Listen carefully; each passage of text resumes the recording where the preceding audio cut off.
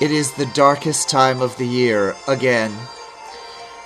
Soon, in a few days, it will be the longest night with the least daylight. And at this time of year, when everything is as dark as can be, and the leaves have fallen from the trees, and everything is dead or asleep in the cold, what do almost all religious and spiritual traditions do? They light lights. The Christians put candles out, they put a star on the tree, they decorate trees with lights. The Jewish people light the lights on the menorah. People celebrating Kwanzaa light candles. Buddhists and Hindus light a lot of candles, so kind of goes without saying. But the idea of bringing light in the middle of the darkness is a human tradition from the most ancient of times.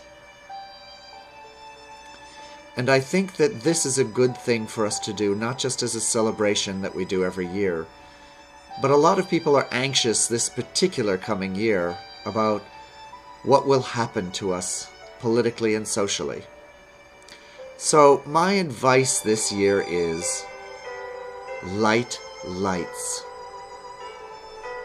Now, I hear you saying, Sister Unity, a candle is not going to stop Donald Trump from packing us all away into camps or deporting us or whatever joyful things his cohorts and he are planning. Bless their hearts. But it's a symbol that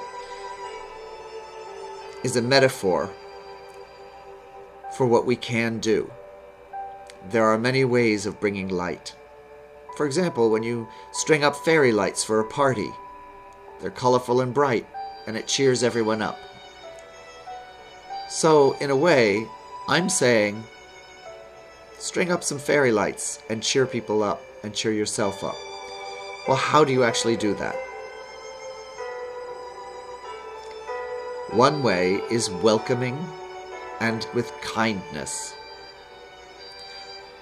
You should go out of your way to make everyone around you feel like they're welcome at the party of life.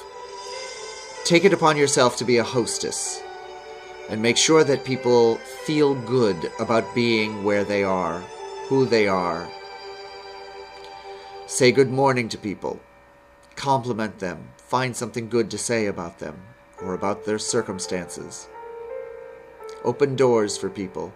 Share things with people. Feed people. Welcome people like you're the hostess of the party of life and you want to make sure they're having a good time. And do it with kindness. Even if you don't feel it, just try it at first and it will stoke up good feelings in you.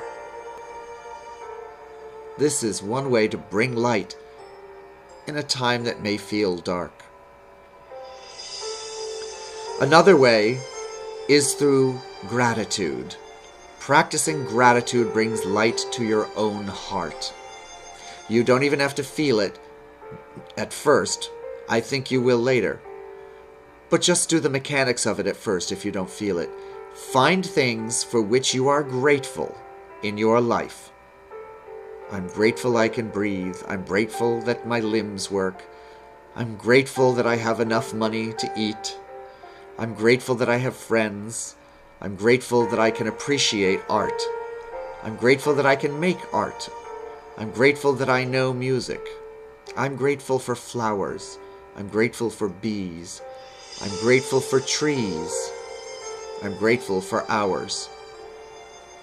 Sorry, I couldn't help myself. I just had to rhyme. It was just sticking out there. But gratitude is like the oil on the wheels of life. So it's another way that you can bring light to your own awareness, your own sense of your life. A third way that you can bring light is through stillness and silence. Whether it's meditation or prayer or just sitting still. Find some time to sit still and go within and let your thoughts unwind and feel what's inside of you. This practice, whether you do it by looking at nature and sitting in nature, or looking at art, or just sitting in your room and being quiet for a time, it refreshes you and it turns you within yourself.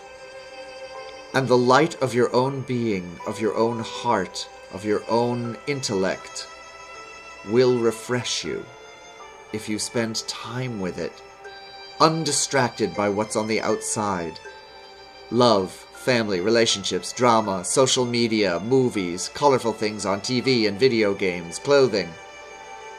Just let that go for a few minutes a day, a half hour a day, whatever time is alright for you, and be silent. And let the light that's inside of you refresh you. So these are 3 ways that you can bring light in a time of darkness.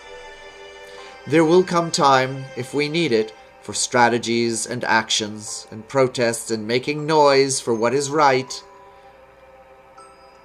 But for now, when it's dark, let's take time to prepare ourselves by bringing as much light as we can for ourselves and for other people.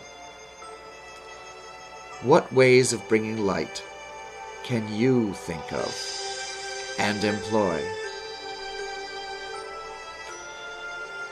For this coming new year, I wish you great peace, great love, and great understanding.